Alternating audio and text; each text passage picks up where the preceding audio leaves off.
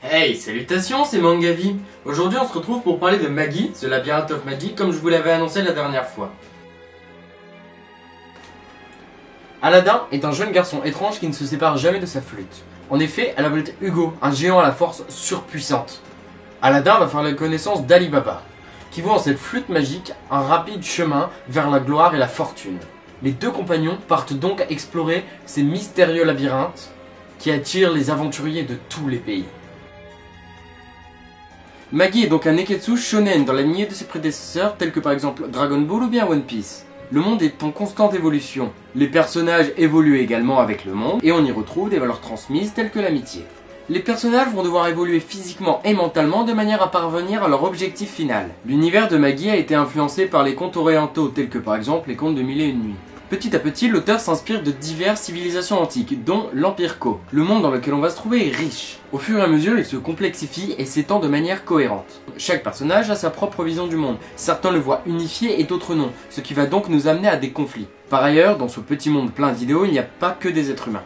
Il y a les Fanalis, fiers guerriers dotés de jambes surpuissantes, les magiciens balançant toutes sortes de sortilèges, et les génies que l'on obtient à la fin de Labyrinthe. Les Rox sont un peu l'énergie du monde.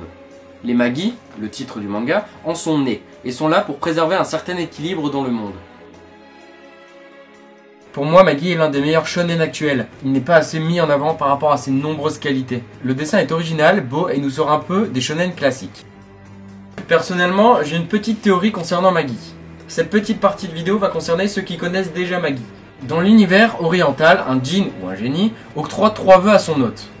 Dans Magi, on ne demande rien, il n'y a pas de vœux. Mais les génies se lient donc à leur hôte.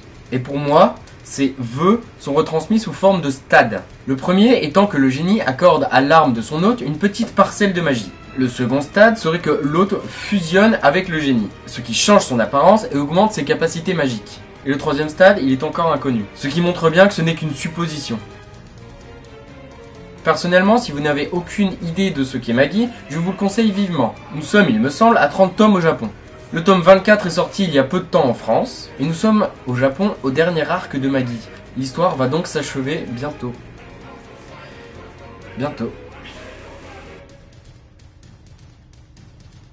En tout cas, merci beaucoup d'avoir regardé cette deuxième vidéo. J'espère qu'elle t'aura plu. Si tu ne connaissais pas Magi, en tout cas, j'espère t'avoir donné envie de regarder cette superbe série qui vaut vraiment le détour.